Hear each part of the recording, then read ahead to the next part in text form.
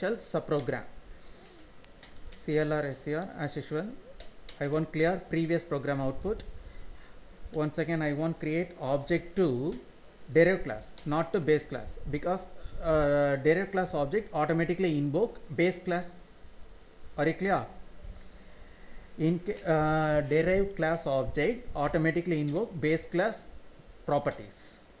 So P7B is a derived class. Derived class object declared here. Derived class object, right? P7B declared here. Declared here. Okay. Derived class object invoke base class properties. திரும்ப திரும்ப சொல்கிறேன், இதில் வந்து properties அப்படின்னா உனக்கு ரெண்டு தான் ஞாபகத்தில் வரணும். ஒன்று மெம்பர் வேரியபிள்ஸ், இன்னொன்று member sub programs. So but இப்போ வந்து whereas base class object did not invoke derived class properties. Base class object derived class properties invoke operate பண்ண முடியாது. invoke னா நம்மளுக்கு operator.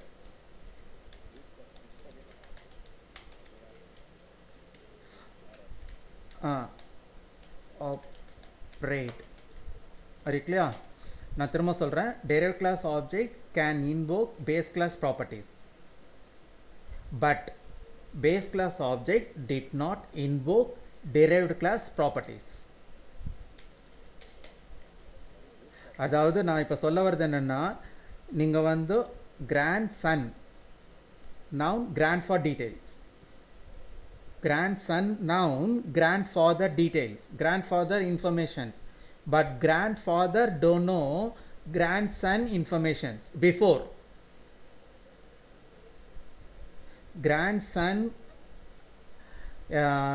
always noun grandfather informations because grandfather born before of grandson,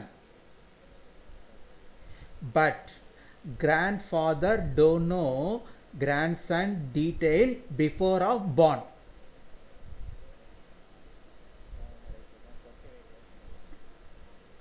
Are you clear? So இதுதான் இங்கே வந்து சொல்ல வர்றதே நம்மளுக்கு வந்து. ஸோ நம்மளுக்கு வந்து இப்போ வந்துட்டு நீங்கள் வந்து நம்ம வந்து இங்கே கொடுத்துருக்காங்க. ஸோ நம்மளுக்கு இங்கே வந்துட்டு ஆஸ் யூஷுவல் இங்கே நான் ஒரு ஆப்ஜெக்ட் க்ரியேட் பண்ணியிருக்கேன். இந்த ஆப்ஜெக்ட்ஸ் வந்து ஃபஸ்ட்டு நம்மளுக்கு வந்து அதுக்கப்புறம் ஆக்சுவலி இங்கே வந்து கெட் சிஹெச் கொடுத்துட்றாங்க, முடிச்சிட்டாங்க. திரும்ப நான் இங்கே சொல்கிறேன், கொஞ்சம் மைனோட்டாக வாட்ச் பண்ணிக்கோ. இது ஆடியோ மூலியமாக தான் சொல்ல முடியும், டைப் பண்ண முடியாது. இப்போ நான் என்ன பண்ணுறேன் அப்படின்னா, I created one object to derived class.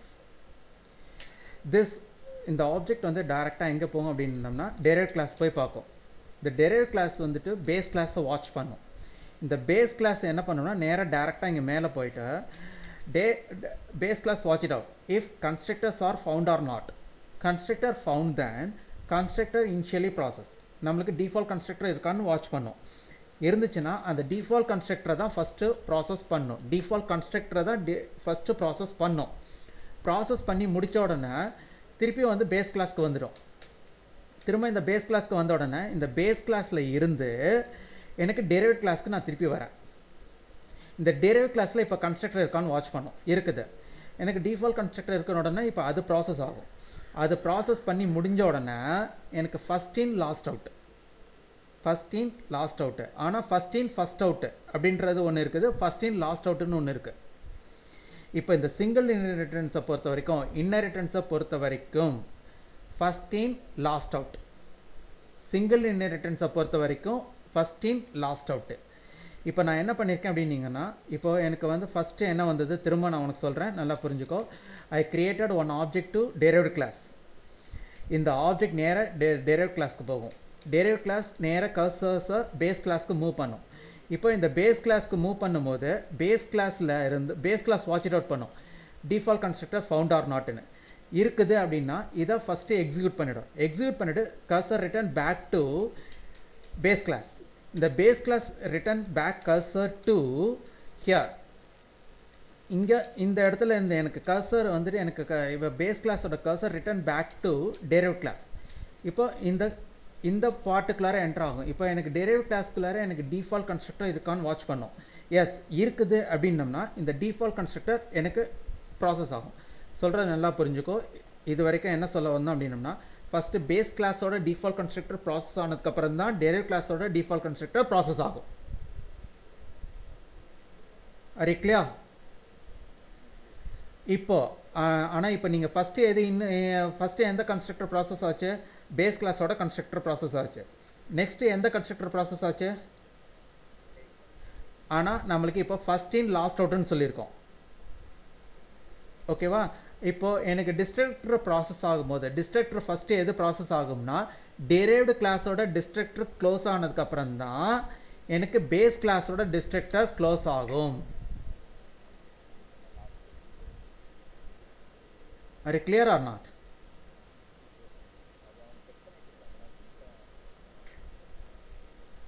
எனக்கு இப்போ வந்து பார்த்தீங்கன்னா இப்போ வந்து ரன் பண்ணும்போது உங்களுக்கு அது தெரியும். இப்போ ரன் பண்ணும்பொழுது எனக்கு வந்து இந்த ப்ராசஸ் எல்லாமே எனக்கு வந்து இப்போ ஒர்க் ஆகும் பாருங்கள். இங்கே அவுட்புட் அப்படின்னு கொடுத்துட்டாங்க, இங்கே சொல்லியிருக்கோம். ஸோ இதில் வந்துட்டு நம்மளுக்கு இங்கே பார்த்தீங்கன்னா நம்ம வந்து டர்போ சீக்குலர் போயிட்டு ரன் பண்ண போகிறோம்.